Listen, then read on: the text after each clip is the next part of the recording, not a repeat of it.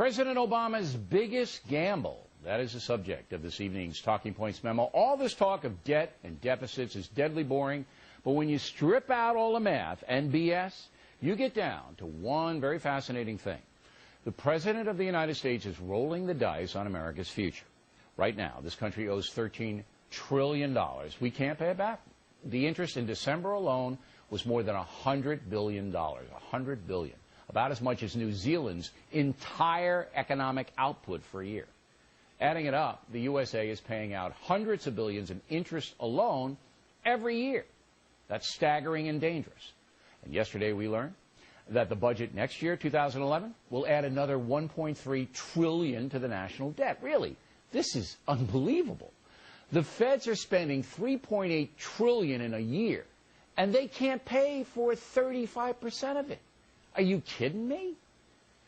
Now, President Obama says the budget is an investment in America's future because a lot of the money is going to so-called green projects that will change the way energy is used and the economy runs. The President believes we must transition for future growth, and there is some validity to that.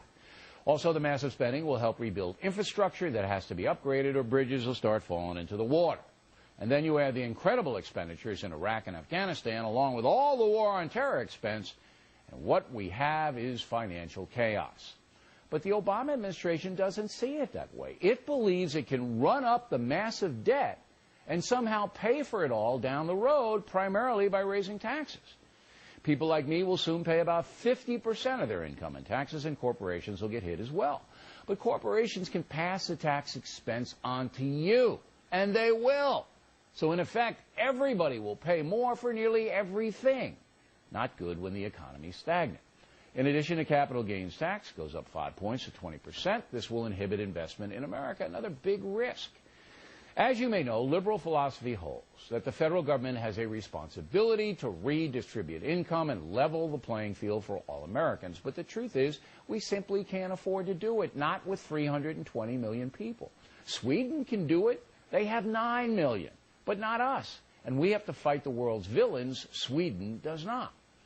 Talking Points is afraid that the entire financial system in this country will collapse under the mountain of debt. If that happens, there will be no playing field to level.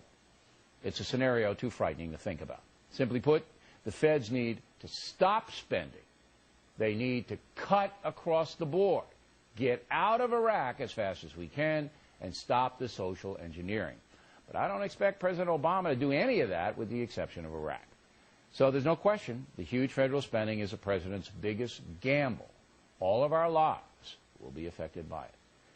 And that's a memo. Now for the top story tonight. A tense exchange earlier today between Senator John McCain and Defense Secretary Robert Gates. The subject, how to handle captured foreign terrorists. Secretary Gates, do you believe that the Christmas bomber should be tried in civilian court or by military commission? Senator, I would defer to the Attorney General on the proper jurisdiction for such people. When you fill out your form, when we confirm you for the United States Senate, you sign that you would give your honest and candid opinion in response to questions. Do you want to give me an opinion? My honest opinion is that I think that the Attorney General is in the best position to judge where these people get tried. After all, we have Thank you very much.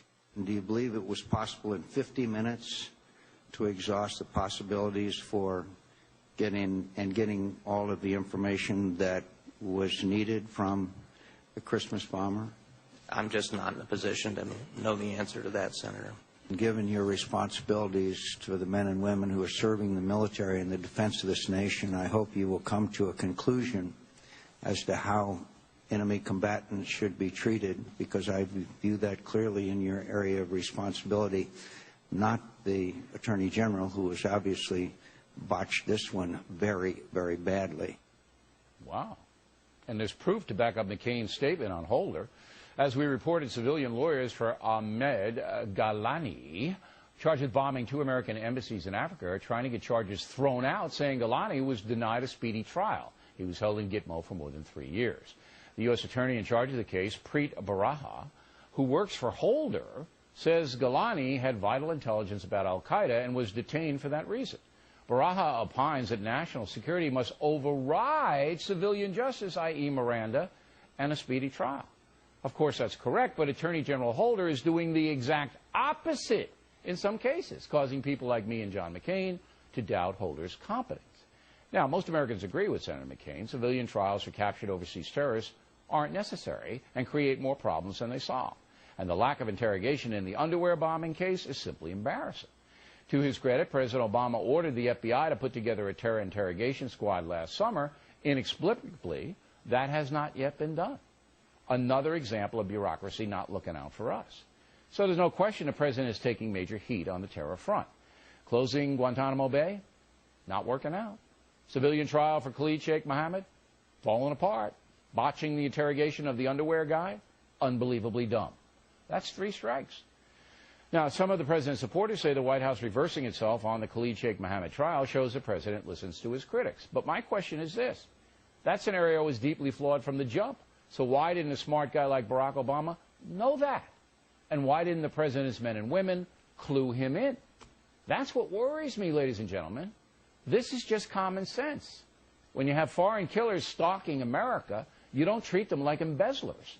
You isolate the terrorists and extract as much information from the person as possible. You're not going to defeat terrorism with Miranda rights. Again, why does President Obama not know this? In the end, the Obama administration will sink or swim on 2 things, the economy and terrorism. So far, both are not going well. Or am I wrong?